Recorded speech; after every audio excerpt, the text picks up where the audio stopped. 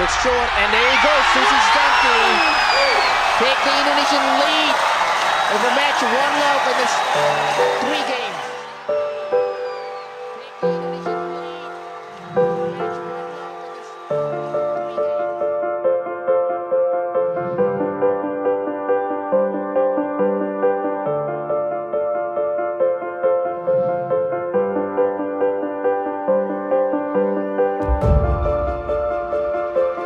match 1-0 in this 3 games. Acara selanjutnya di kesempatan ini dilanjutkan dengan pemilihan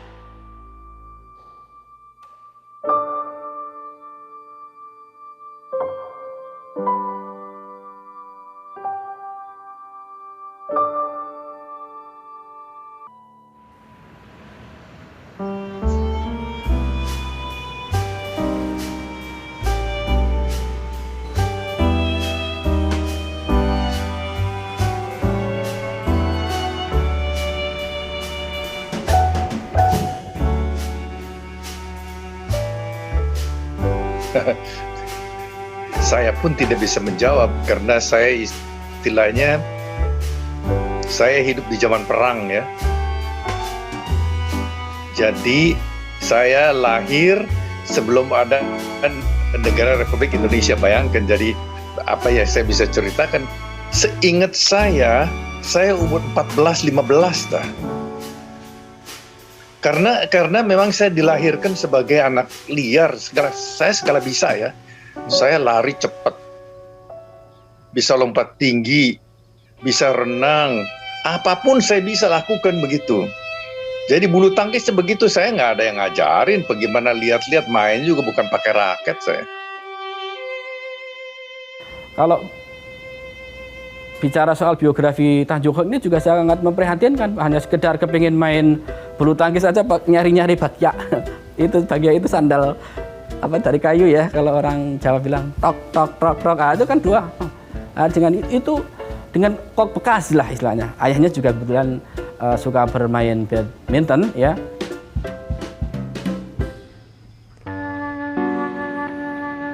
Di Bandung kan biasa orang-orang Sunda pakai itu bakya, kayak itu saya mainnya pakai itu.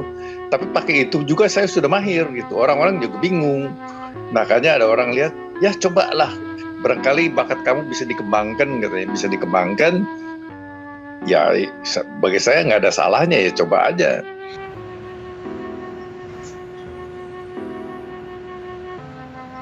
Sebelum tahun 1967 itu, kita itu bernama Blue White, Pak. Pada waktu itu Blue White itu juga sudah bahkan menelurkan pemain seperti Tan Hee Hock ya, pemain juara All England Indonesia pertama, Pak. Ya.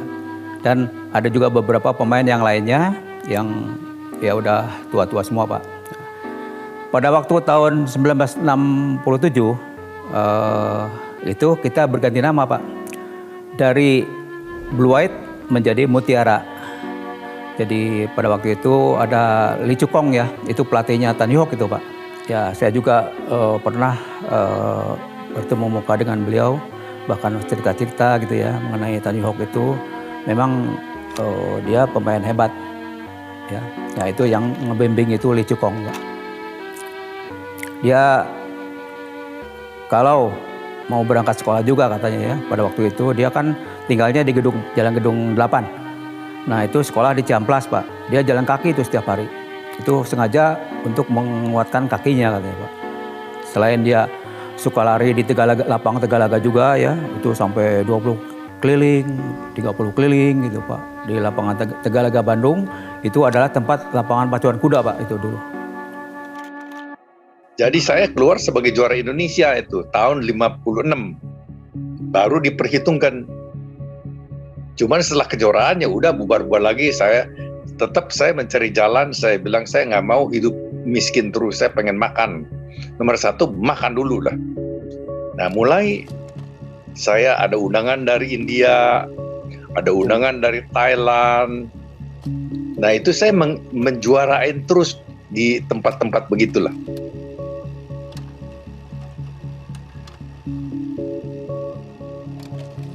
Dalam hal ini saya rasa Indonesia itu berhutang kepada saudara Edi Yusuf ya. Karena Edi itu istilahnya mendesak PBSI supaya ikut kejuaraan yang disebut Piala Thomas gitu atau Thomas Cup. Jadi caranya bagaimana saya juga tidak tahu, kita diseleksi. Ada yang dari Palembang, dari mana, seleksi, blok, keluar dah. Pemain-pemain yang dipilih gitu. Siapa yang milihnya juga saya tidak tahu. Tahu-tahu muncul saya, Kang Oli, Lipojan, Tan Kingguan, sama Nyok Kimbi, 5 orang. Cikal bakalnya istilahnya yang merintis prestasi bulu tangkis Indonesia, terutama di Piala Thomas Cup. Nggak ada training camp bagaimana, nggak ada. Ada kita kumpul-kumpul sebentar di lapang Ikada. Untuk kumpulkan yang dari mana kan itu ada Kingguan dari Semarang, Pojan dari Purwokerto, Nyokimbi ada dari Surabaya. Kalau si Ferry Sonneville kan dari Sonneville ketika itu kan dari negeri Belanda. Orang patungan, rakyat Indonesia tuh patungan tuh pilih gitu. Si Ferry Sonneville ada yang nyumbang 5 perak, 10 perak untuk beli tiket dia. Istilahnya kita mah nggak diperhitungkan lah, nggak mungkin dah. Yang diperhitungkan Malaya akan tetap mempertahankan Piala Thomas ini. Karena mereka kan dari 49 sudah 3 kali. Jadi jebolnya mereka kalahnya sama kita. Ketika perebutan Piala Thomas, ketika Indonesia pertama kali tampil, itu kan lawannya udah Malaysia. Saat itu masih Malaya. Dia juga juara bertahan. Jadi saat itu mungkin seperti apa ya? Musuh kita nggak usah jauh-jauh lah.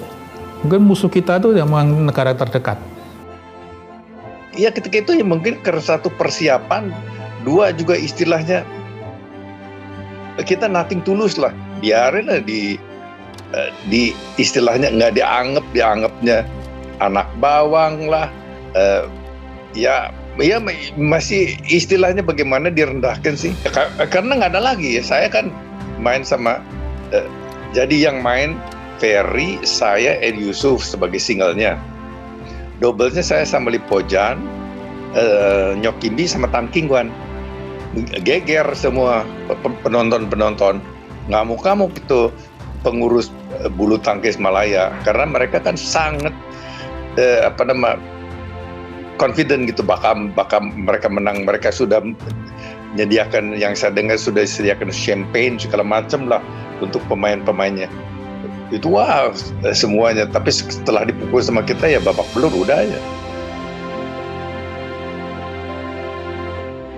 Nggak, karena buat kami itu bukan not a big deal gitu ya, bukan sesuatu yang biasa aja, cuman seneng aja kita bisa istilahnya keren kan. Zaman dulu yang bisa naik kapal terbang kan bisa dihitung sama jari. Cuman yang kagetnya tuh waktu kita kembali itu, waduh, itu lautan manusia, Mas, aduh itu luar biasa. Sampai kita terharu, sampai kita keluar air mata semua. Itu yang menjemput kita di arak-arak ke seluruh Jakarta, bayangin.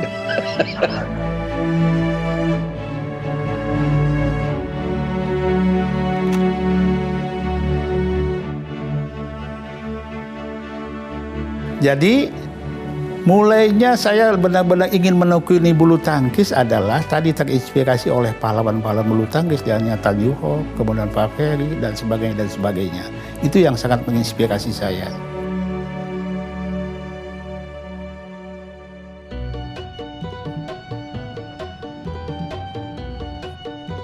Yang saya tahu ya keranjingan sampai ada yang namanya Mang Koko di Bandung menulis lagu yaitu badminton di mana-mana. Badminton di mana-mana, kata di kampung jeung di kota. Wah, itu luar biasa loh di Mang Koko yang nyanyi, dikumandangkan oleh Benyamin dan lain-lain. Itu benar-benar jadi di mana-mana atau di gang semua. Wah, itu mulailah. Ya, betul sekali. Jadi olahraga itu menurut Soekarno bagian dari revolusi nasional. Jadi revolusi nasional menurut Soekarno digambarkan sebagai revolusi dasamuka, 10 wajah gitu ya. Ya, ekonomi, revolusi sosial, revolusi politik, revolusi olahraga, ya kan, dan sebagainya. Maka itulah tahun 58 yang tadi sebagai tonggak kemenangan, kejayaan olahraga. Saya katakan sebagai tonggak kejayaan olahraga di bulu tangkis ya, karena begitu masuk ke event internasional kok tiba-tiba langsung menjuarai, luar biasa sekali. Nah, ini perlu dicatat dan generasi muda harus mengingatnya, dan tokoh-tokohnya juga harus dikenal. Beliau itu sangat inspiratif sih bagi kami. Zaman dulu tuh nggak ada istilahnya lu hebat, gua kasih duit, gua kasih tanah, nggak ada. Cuman omongannya, you Hok, katanya, kamu ingat ya, banyak dokter, banyak insinyur, tapi manusia seperti kamu dihitung sama jari. Ingat, kamu akan mewakili bangsa dan negaramu. Wah, itu saja sudah istilahnya sudah lebih dari segala-galanya. Itu kita ditanamkan rasa nasionalismenya itu tinggi sekali dari zaman dulu. Itu kita benar-benar untuk glory for the nation ya. Saya ongkos sendiri. Nah, itulah karena apa? Saya kan sudah bilang tadi, itu ditanamkan oleh Bung Karno tuh rasa cinta kepada negara itu, jadi rasa nasionalisme itu. Itu saya ngumpulin sesen 2 sen itu saya kumpulin tuh. Saya pulang dari Amerika ke Indonesia itu. Saya hilang 2 semester, saya cuti dulu untuk mempertahankan Thomas Cup. Itu makanya dulu kan saya dengan Ferry Sonneville dekat sekali. Kita pulang ke Indonesia sebelum kita pertahankan Thomas Cup yuk. Caranya bagaimana juga. Akhirnya Ferry juga bisa pulang, saya bisa pulang. Jadi kita persiapkan ya, kita menang lagi kan kita. Nah, dulu masih ada kayak Malaya dulu. Jadi kita sebagai ya juara bertahan Cup holder ya. Dan kita finalnya kita ketemu lawan Thailand, kita menang di Jakarta. Kebanggaan telah tiba di kala pejabat Presiden Juanda menyerahkan Piala Thomas Cup, lambang supremasi bulu tangkis sedunia, kepada Wakil Ratu Indonesia. Semoga putra Indonesia akan tetap mempertahankan Piala Thomas Cup.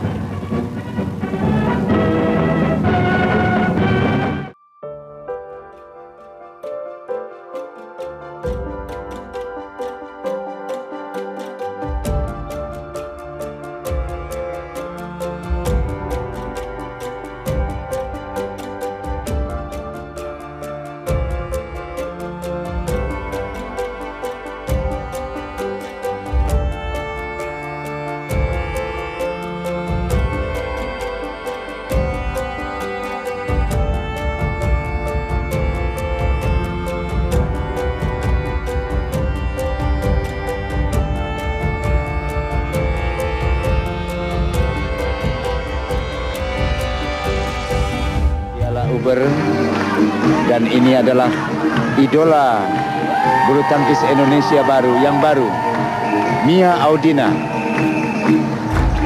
di mana mengalahkan Wang Chen tadi dalam 2.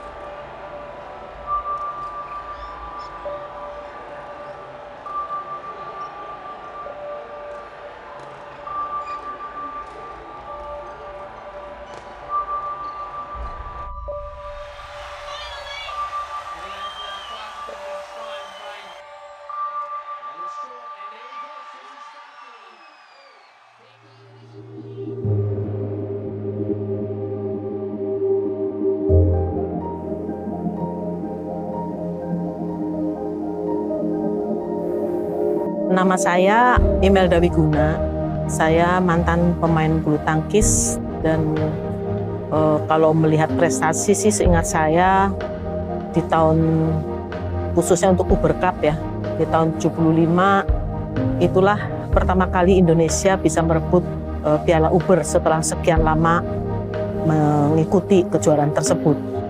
Jadi memang saya kan asalnya dari kampung, dari Slawi gitu kan. Jadi awal-awal tertarik bulu tangkis tuh karena pada saat itu pertandingan Thomas Cup yang rame banget peristiwa Sile.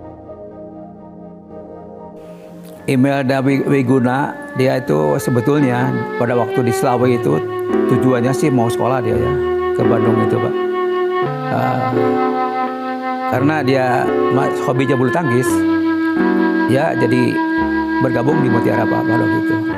Kebetulan pada waktu itu Pak Sukartono yang menangani, dia melihat juga kemampuan Imelda itu ada istilahnya ada bakat lah gitu Pak ya, dibina terus dan cepat Pak. Ya sebetulnya kalau melatih pemain-pemain bintang itu Pak, kayaknya nggak begitu susah ya.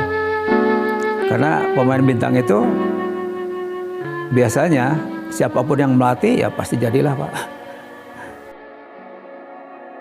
Orangnya ya walaupun secara teknis sangat sederhana, ya sederhana biasa, tapi semangat juang, disiplin dan dedikasinya sangat tinggi. Dia betul-betul menghargai profesi dia sebagai seorang pemain badminton. Itu Imelda. Dulu Imelda kan tuh berpanar dengan Handayani ya. Dia merasa mentalnya tuh kurang Pak pada waktu bertanding ya. Bertanding kecil-kecilan pada waktu itu belum jadi pemain nasional ya Pak. Dia lari ke tempat orang-orang tua bermain, tempat taruhan Pak. Tempat taruhan. Jadi untuk melatih mental itu Pak, bukan apa-apa. Untuk melatih mental, jadi dia ikut taruhan situ Pak. Biasanya kalau ada kejuaraan multi event atau bergu seperti itu, tiba-tiba artinya langsung ada demam bulu tangkis itu. Jadi termasuk di kampung-kampung. Imelda yang saya kenal memang sosok atlet yang sangat serius ya, disiplinnya tinggi, dan paling bagus itu atau paling hebatnya semangat fighting spiritnya itu bagus sekali. Di samping itu ya kalau saya pernah berpandang dia di ganda campuran memang pasti sangat cerdas ya. Dari cara dia menempatkan bola, pukulannya, sebenarnya pukulan dia tidak keras ya. Tapi dari cara penempatannya, lewat kecerdasannya, lewat IQ-nya itu bisa membuat lawan jadi susah.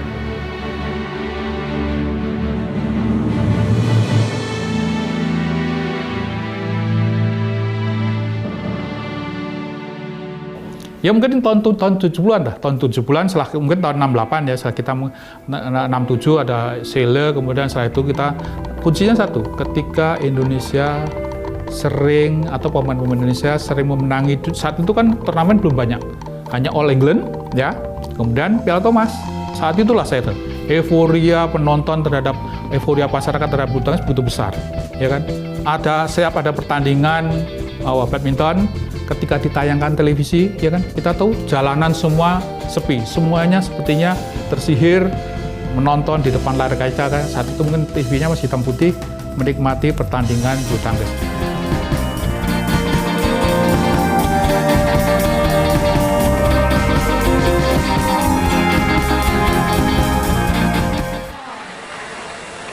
Imelda Sir.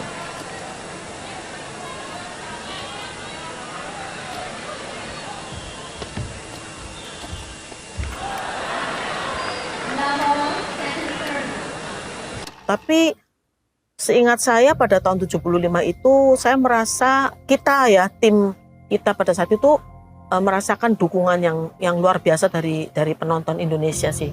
Semuanya mendukung gitu. Jadi kalau bilang tekanan, ya ada tekanan bohong kalau enggak lah. Siapapun atletnya yang pernah jadi atlet, pernah bertanding, enggak pernah orang turun ke lapangan itu enggak ada ketegangan.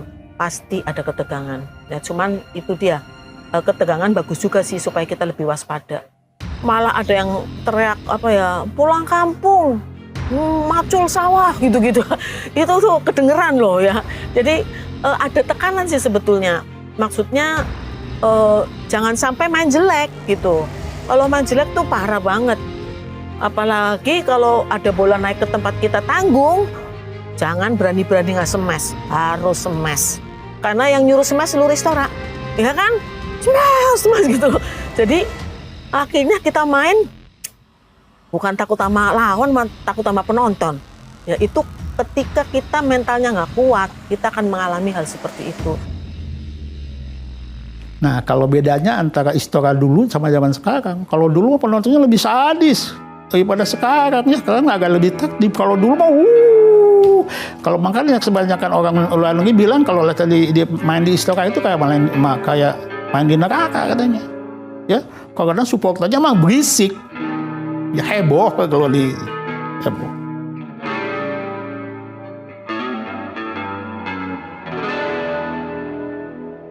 Nah, kita sebetulnya di semifinal ketemu dengan Inggris itu tegangnya luar biasa karena Mbak Minarni dengan Regi diharapkan harus menang. Ternyata kalah. Nah, pada saat itu saya ingat banget tuh Mbak Min itu pegangin tangan saya, kamu semangat ya, kamu harus menang. Saya nggak tahu ada kekuatan dari mana, tapi saya ngomong sama Mbak Min, tenang Mbak Min, aku pasti menang, begitu. Jadi ada beberapa event yang tidak selalu terjadi, kita tuh punya kepercayaan diri seperti itu gitu loh. Kayaknya Jepang juga agak grogi juga, tegang juga karena di tahun 74-nya kita udah menang kan dari mereka gitu. Lalu juga sebetulnya kalau dihitung head to head, Inggris yang kita lawan di semifinal lebih berat daripada Jepang pada saat itu. Cara mereka ya menghadapi latihan, melakukan latihan itu sangat luar biasa. Walaupun kita tahu sendiri bahwa Pak Tahir Jide itu melatih sangat-sangat keras, sangat-sangat luar biasa. Tapi mereka walaupun dengan menangis, mereka jalan terus. Ya, sampai saya pernah menciptakan sebuah lagu tentang kerasnya latihan. Ya justru itu lupa, yang ingatnya satu ya, siang malam digenjot melulu. Itu kira-kira intinya kata-katanya. Siang malam pelatih hanya ketawa.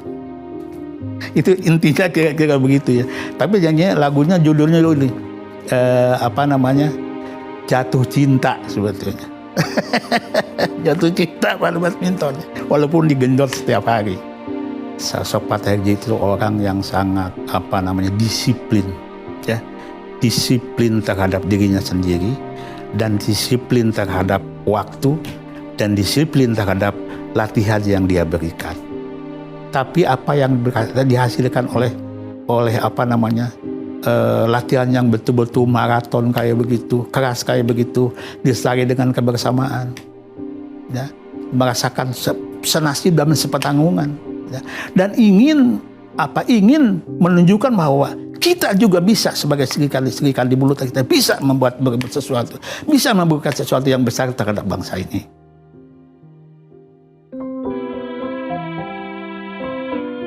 Saya tuh sudah ganti panggul, dua-duanya ganti loh, ganti total hip replacement, dua-duanya. Yang kiri malah 2 kali. Kemudian lutut dua-duanya diganti juga loh. Ya akibat dulu latihannya kan luar biasa ya, sehingga bantalan-bantalannya tuh habis gitu, persendiannya tuh hancur saya. Nah itu salah satu yang membuat sampai dengan hari ini saya bangga, saya terlibat di dalam pertandingan Uber Cup tahun 75. Karena di samping itu juga bayangkan 7 partai yang main cuma 6 gitu. Jadi itu membuat ya senang, bangga sih. Meskipun hadiahnya ya gitu-gitu aja lah. Paling yang paling berharga mungkin ya kita diundang ke Cendana. Pada saat itu oleh Putin itu dikasih pin Garuda gitu. Ya itu bangga juga sih.